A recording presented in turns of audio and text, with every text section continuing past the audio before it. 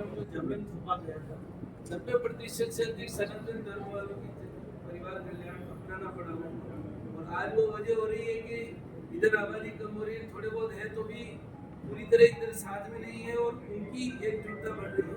ऐसे में लव जिहाद वाले जो आप बता रहे हैं इसको कैसे रोकना?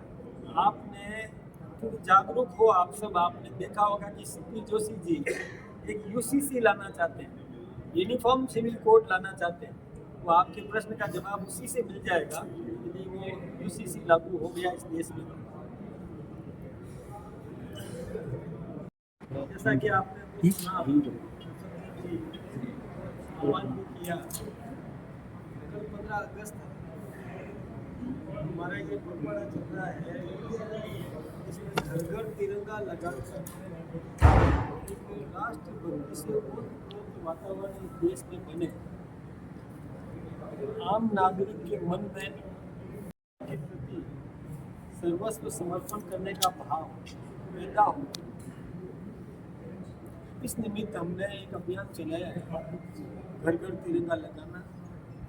हमारी सोच है कि पक्ष में भी राष्ट्रभक्ति होनी चाहिए, विपक्ष में भी राष्ट्रभक्ति होनी चाहिए। इसलिए हमने जो निर्णय किया कि घर घर तिरंगा लगाएं, सभी नागरिक इस 15 अगस्त के इस प्रोग्राम को उत्सव की तरह मनाएं, त्योहार की तरह मनाएं, केवल प्रतीकात्मक नहीं बन के रह जाए ये त्योहार,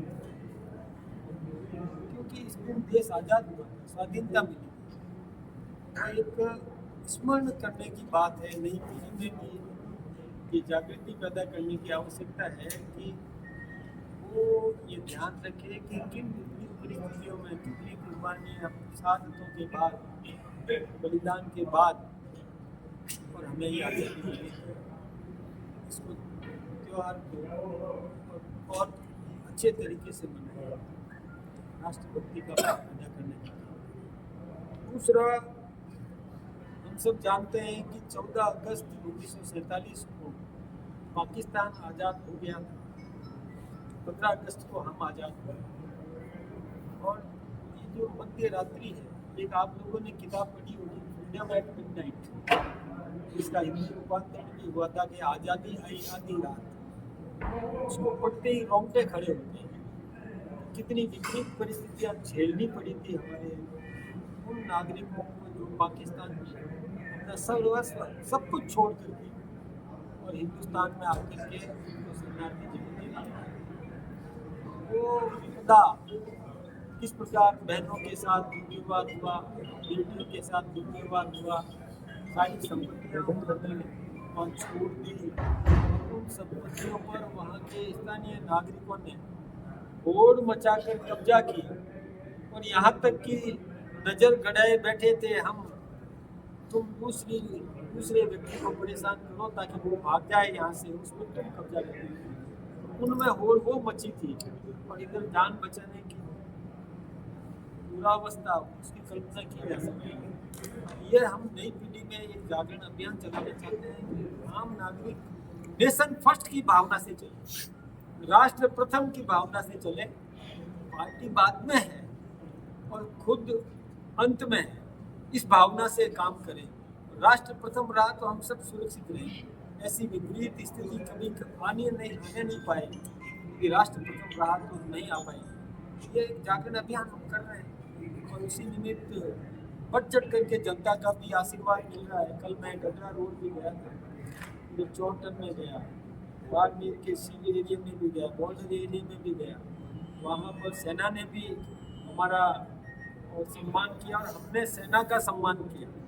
सेना भी कह रही थी कि हमें इस बात का गर्व है कि जनता हमारे साथ खड़ी, हमें इस बात की बहुत खुशी है। अब हम मर जाएं, मर मिटने के लिए तैयार हैं, क्योंकि देश की जनता हमारे लिए प्रार्थना करती है। मंदिर में हमारे सबने मंदिरों में पूजा की, प्रार्थना की कि हमारी सेना सुरक्षित रहे, सेना अपने लक्ष्य भेदने में कामयाब रहे। ये प्रार्थना हम सब ने की थी। ये जब भाव पैदा होता है तो सैनिक के मन में भी एक इस प्रकार का समर्पण का भाव पैदा होता है कि इनकी रक्षा के लिए मैं कुछ भी न्यौछावर करने को नहीं देगा। ये बात सैनिकों ने कही। बीएसएफ के मुझे बॉर्डर पर ले गए थे, जहाँ पाकिस्तान की चौकी के पास में मुझे लेकर के गए, गाड़ी में बिठाया, मुझे दिखाया उनकी गाड़ी में बिठा के लिए और बड़ा उत्साह उन सैनिकों में था। ये जब जनता साथ में खड़ी होती है बहुत बड़ी ताकत मिलती है सेना, आत्मविश्वास पैदा होता है, बढ़ता है। ये सब काम हम कर रहे हैं। ये भारतीय जनता पार्टी ने बिना उठाया, लेकिन हम इसको राजनीति निरपेक्ष करना चाहते हैं। सभी लोग मिलकर के इसमें काम करें। इसमें जो नहीं कर रहे हैं उनको तो मैं चाहूँगा कि लोकतंत्र का चौथा स्तंभ आज मेरे सामने है। विधायिका विराजमान है, कार्यपालिका हमने देखी है, न्यायपालिका है और चौथा स्तंभ भी आप हमारे सामने है। मैं आपका भी आह्वान करना चाहूँगा और आपसे भी निवेदन करना चाहूँगा कि इस यज्ञ में आप भी अपने चैनल्स के माध्यम से, अपनी कलम की ताकत के माध्यम से कुछ आशीर्वाद दे सकें तो इस राष्ट्र का भला होगा, हमारे देश में राष्ट्रभक्ति के भाव पैदा होंगे। यही मैं आप सबसे अपेक्षा भी करता हूँ और निवेदन भी करता हूँ। में वोटर्स जो है वो फर्जी पाए हुए हैं। क्या राजस्थान में भी हम लोग इसकी अपेक्षा कर सकते हैं कि यहाँ की सरकार वोटरों का जो है पुनर्मूल्यांकन करेगी और जो बोगस वोटर्स हैं या जो पिछले समय में सरकारें बनाने में जिम्मेदार रहे हैं, क्या उनके बारे में भी आपका कोई विचार या सरकार इस बारे में क्या विचार रखती है, ये बताएं। देखिए, आप सब जानते हैं कि मतदाता सूची का पुनरीक्षण हर बार होता है। जो नौजवान 18 वर्ष की उम्र पार कर गया उसका नाम जोड़ा जाता है। जो ईश्वर को उनकी सेवा में चला गया, जिसकी मृत्यु हो गई, उसका नाम काटा जाता है। किसी व्यक्ति ने मजबूरीवश एक स्थान से दूसरे स्थान पर नाम लिखवाया है तो पहले वाले स्थान पर नाम काटने का फॉर्म उसने भर दिया, लेकिन नहीं काटा गया है, किसी कारण से भूलवश काटने का प्रावधान है। कहीं पर जो मतदाता बाहरी लोग आकर के मतदाता बन गए, जैसे कांग्रेस ने किया था, टीएमसी ने किया, जो बंगाल की टीएमसी ने भी ऐसे काम किए कि रोहिंग्या को मतदाता बना दिया, बांग्लादेश के नागरिकों को यहाँ का मतदाता बना दिया वोट प्राप्त करने के लिए। अब पुनरीक्षण में उनका नाम कटता है तो दर्द क्यों हो रहा है, मुझे ये समझ में नहीं आता। इस देश पर सत्ता करने का निर्णय इस देश का नागरिक करेगा या रोहिंग्या या बांग्लादेशी नागरिक करेगा?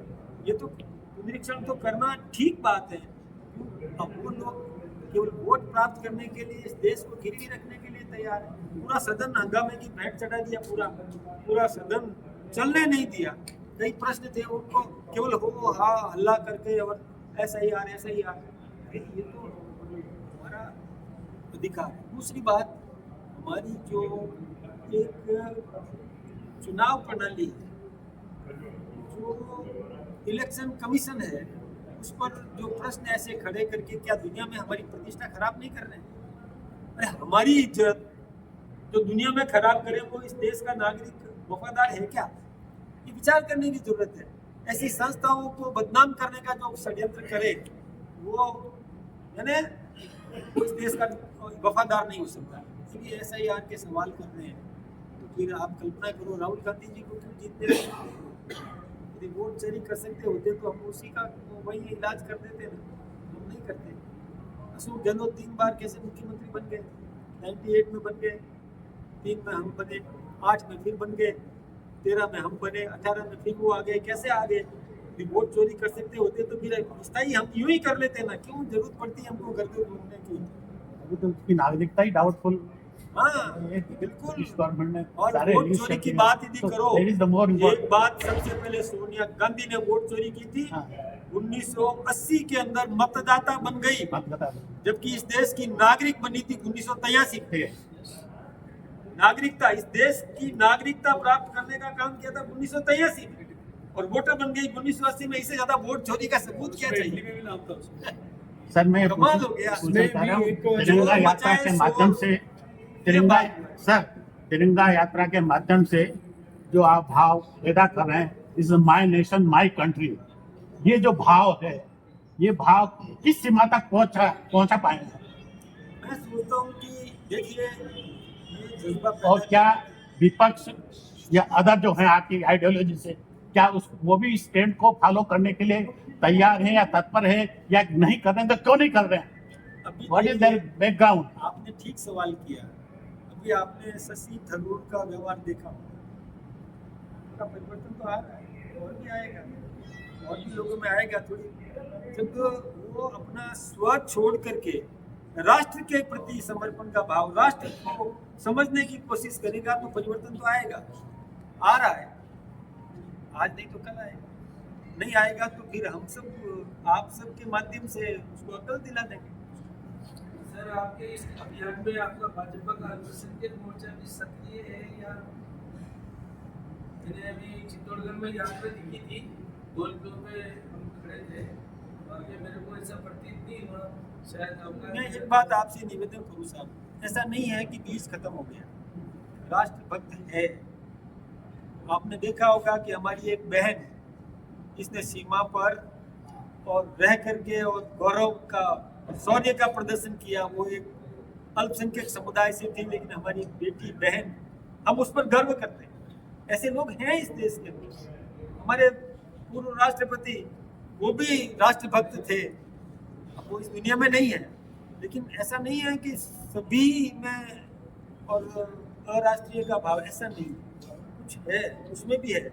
हम ये प्रयास कर रहे हैं उस मोर्चे के माध्यम से भी कि ये गुणित अनुपात में बढ़ता जाए और हम उसमें सफलता प्राप्त कर रहे हैं। पर तुम खाना तो हमारा खा रहे हैं, तो गुण उनके क्यों गा रहे हैं? ये भाव कब तक रिमूव होगा? ऐसा भी झंझटमन होता है इसमें मैं एक निवेदन करूँ, आपने सवाल तो जोरदार किया है, इसमें हमारी भी भूमिका काम आएगी और इस वर्ग की भूमिका भी काम आएगी। आपके पास बहुत बड़ी ताकत है, हम तो आपके प्रेषित कलम करते में बहुत हैं बड़ी ताकत जो है, आप भाव आपके विचार व्यक्त कैमरे में करते हैं, बहुत हम बड़ी प्रेषित ताकत करने वाले हैं। वो ताकत जब हमको मिल जाएगी ना, तब कई लोग मुंह छुपाते घूमेंगे और अपने आप लाइन पे आ जाएंगे। आप जो भाव प्रेषित वो करते हैं, वो हम लोग तो प्रेषित करते हैं। आप उसको कितने फंडामेंटल वे में कर सकते हैं और किस पॉइंट को हम प्राथमिकता दें, ये डिफरेंस है। मैं आपसे एक निवेदन करूँ, देखिए मैंने कभी कांग्रेस वर्सेज बाकी सब हुआ करता था, हाँ, आज बीजेपी वर्सेज बाकी सब हुआ है, परिवर्तन तो आया है, ये परिवर्तन और आएगा। और मैंने तो साफ निवेदन किया कि पक्ष में भी राष्ट्रभक्ति चाहिए, विपक्ष में भी राष्ट्रभक्ति चाहिए। मैं ये साफ कह रहा हूँ, ऐसा नहीं है कि ठेका हम नहीं ले रहे, राष्ट्रभक्ति सब में चाहिए, तभी जाके लोकतंत्र सफल होगा, तभी जाकर के देश विकसित होगा।